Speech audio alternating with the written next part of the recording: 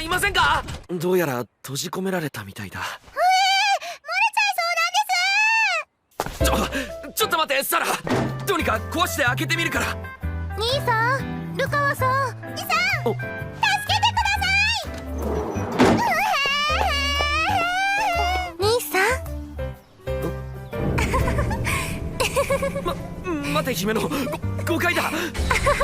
Hardwired.Asterade no Omicha.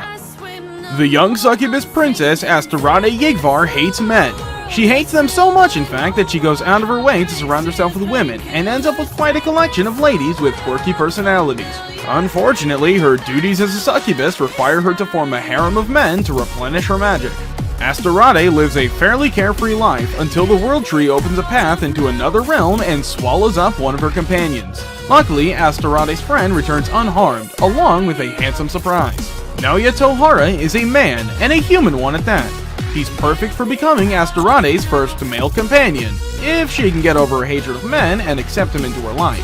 Naoya decides to stay in Asterade's world to help her on her journey into adulthood under one condition. He wants to bring his daughter Asuha with him.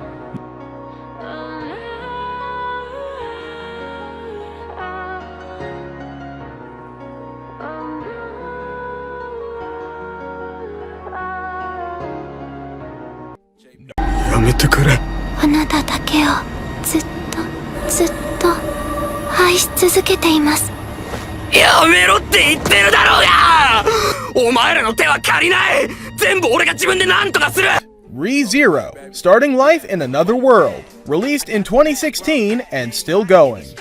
ReZero tells the story of a young boy named Natsuki Subaru who gets abducted to another world.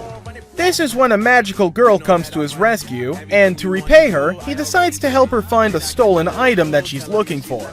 But everything does not turn out so well, as during their journey of hunting down the item, both of them get killed. Fortunately for Subaru, he returns to a point zero, where he attempts to relive his life again and fix everything that went wrong during the first attempt. He uses this power to not only save the life of the magical girl, but also many other innocents in this strange new world. The one obvious commonality between the two shows is that they're both Isekai, where the main characters, Toya and Subaru, find themselves in unknown lands.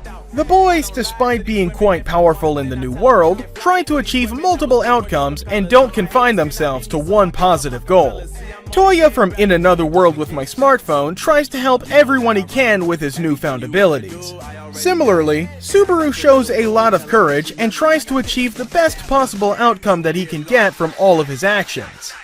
If you're looking for somewhat of a time loop anime that reminds you of sci-fi Hollywood classics like Groundhog Day and Source Code, you should definitely check this one out. 1.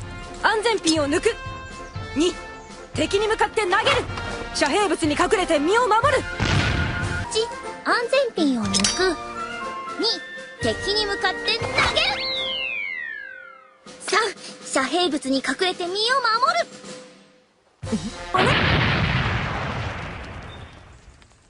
Ange Verge.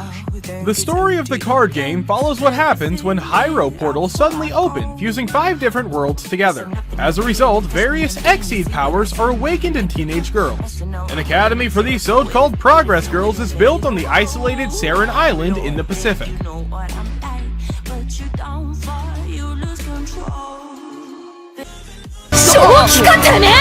Number 7.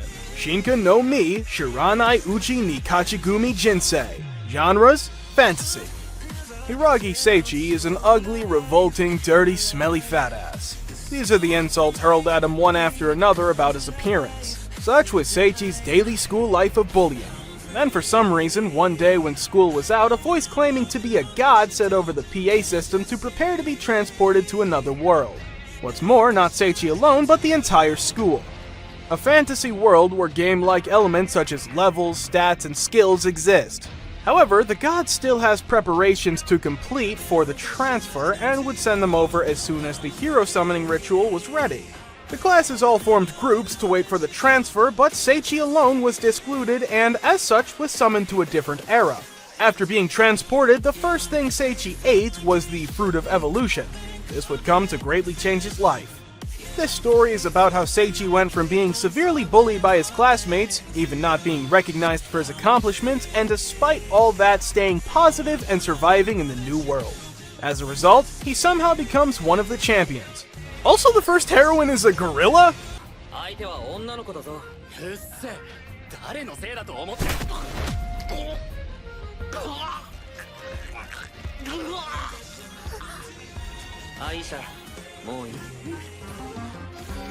Number 6. Genjutsu Shuki Yusha no Okoku Saikenki.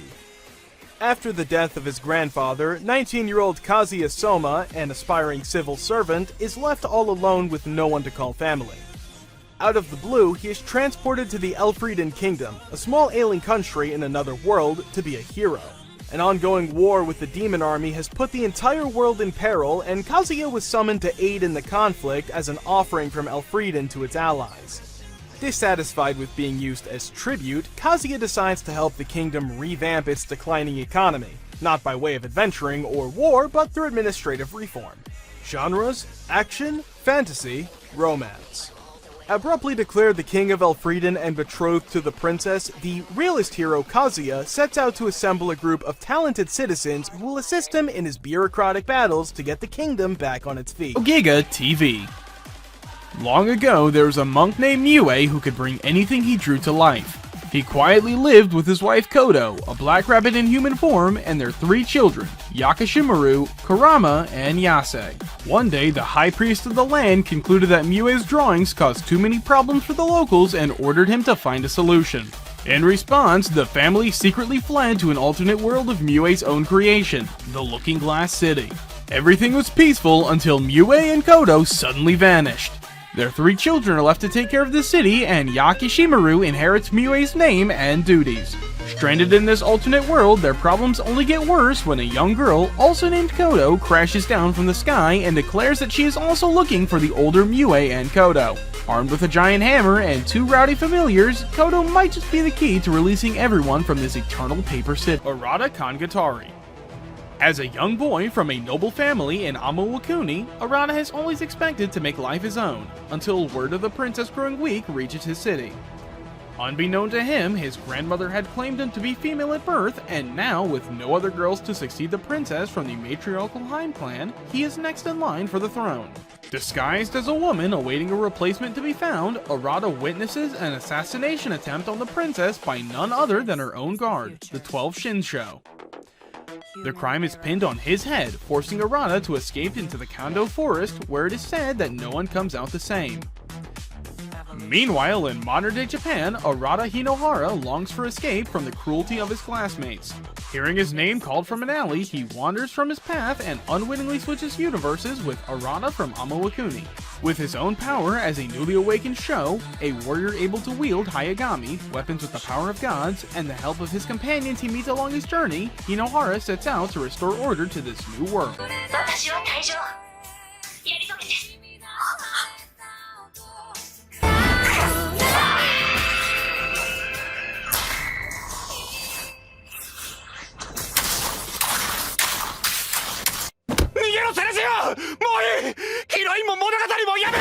Recreators.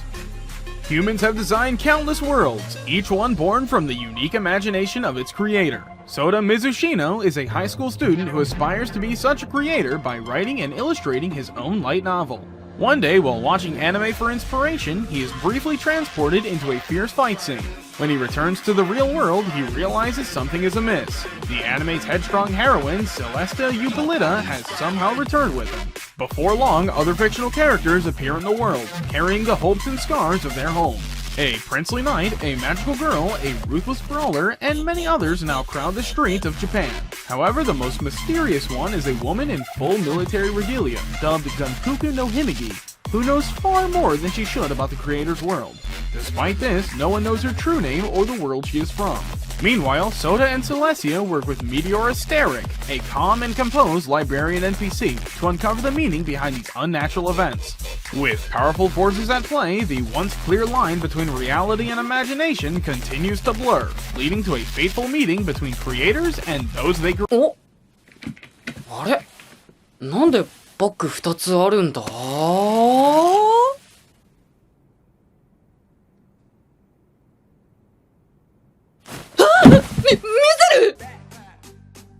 Number 2, Outbreak Company, released in 2013. Outbreak Company centers around a character named Kano Shinichi who somehow gathers the courage to propose to his childhood friend. Unfortunately for him, he gets rejected and is totally shattered. While looking for a job online, he comes across a strange yet interesting ad asking for an otaku. He decides to give it a shot, and being the hardcore otaku that he is, he easily nails the interview. This is when he gets magically transported to an alternate world where the government expects him to spread the otaku culture. He accepts the challenge and sets out on a mission to popularize the one thing he's passionate about. Outbreak Company, just like In Another World with My Smartphone, later turns into a typical harem comedy. The main characters of both the shows become quite enthralled about their new worlds instead of complaining about it. They also feel a strong sense of purpose because, compared to the real world, they are actually seen as heroes after getting summoned. If you observe carefully, you'll also notice a lot of cultural references in both. 私が全部もらってあげるわね。危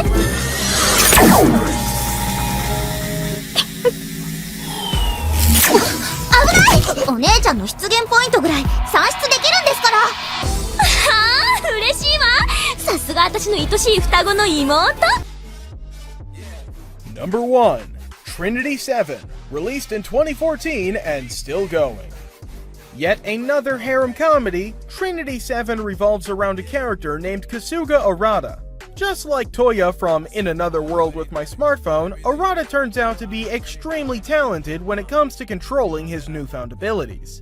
Compared to Arata, Toya's harem of girls is slightly smaller, but he's still no less of a ladies' man. Trinity 7 is not an isekai, but still shares its similarities with others on this list. It has a typical convoluted magical system and also involves a whole lot of fan service. Despite its cliched high school setting, what makes it really enjoyable is its unique eccentric characters who bring in some refreshingly new ecchi gags. Definitely a must-watch for anyone who enjoyed In Another World with My Smartphone.